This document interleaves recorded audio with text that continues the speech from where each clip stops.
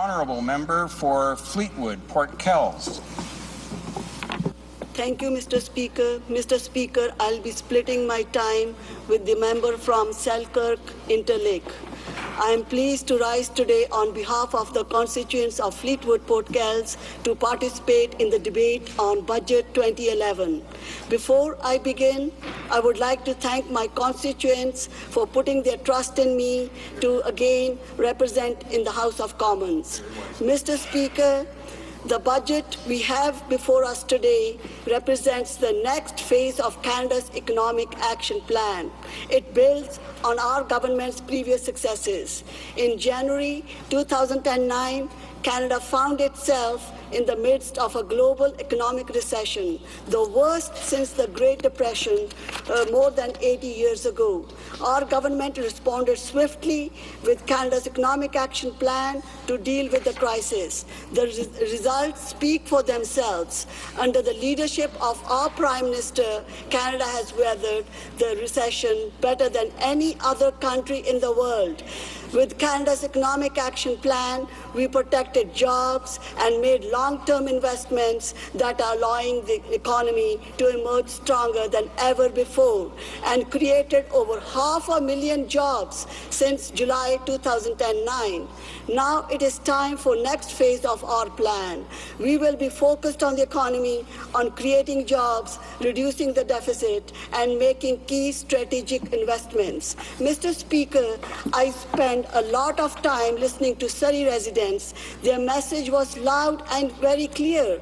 The economy is the #1 issue facing Canada and our government. Our Conservative government rightly has a reputation for sound financial management. Prior to the global recession, we kept the budget balanced, we paid down the debt, and we cut taxes. In fact, since coming to office in 2006, our government has cut taxes more than 120 times. Over 1 million Canadians have been removed from the tax rolls, and the average Canadian family is paying $3,000 less in taxes each and every year. We did all this while also investing new money into social programs and bringing our military out of its dark ages with important investments in modern equipment, thanks to our prudent management of the nation's books. When the global recession hit, we were in the financial position where we used stimulus spending to spark the economy without doing permanent damage to the books. The stimulus spending has now come to an end, and it is time to return to the balanced budgets.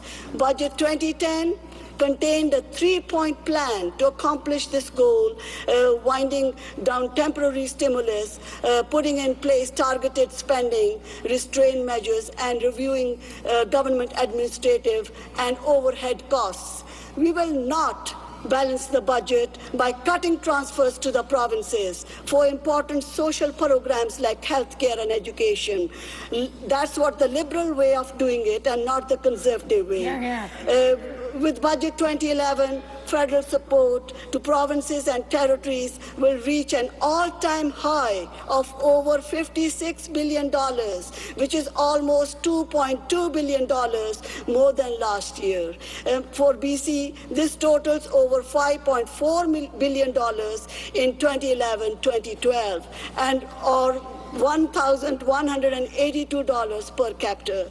There is almost $3.8 billion through the Canada Health Transfer, an increase of $260 million from last year. The health transfers will continue to grow annually through a 6% escalator. And there is over $1.5 billion through the Canada Social Transfer. For my province of British Columbia, this payment represents an increase of $349 million since 2005-2006. This long-term growing support helps ensure that British Columbia has the resources required to provide essential public services. With this budget, we are building on our plan laid out last year to balance the budget.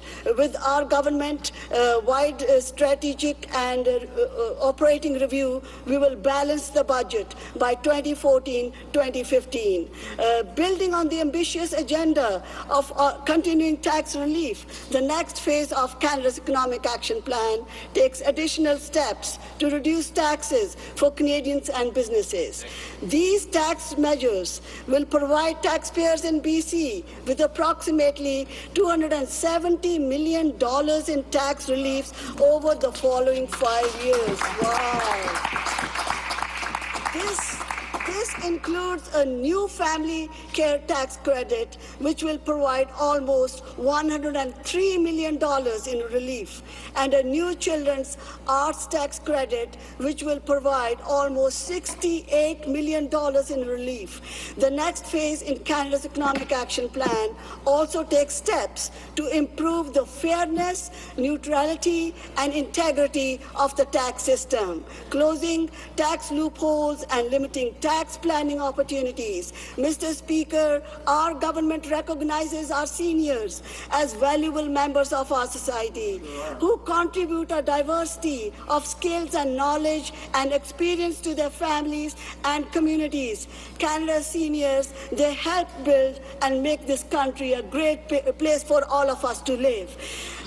Mr. Speaker, that is why we are supporting our seniors in a number of different ways, including over $2.3 billion in annual tax relief, removing over 85,000 seniors from the tax rolls, introducing pension income splitting, doubling the pension income credit to $2,000, and increasing the age credit amount by $2,000, and establishing the tax-free savings account, which is particularly beneficial for our seniors.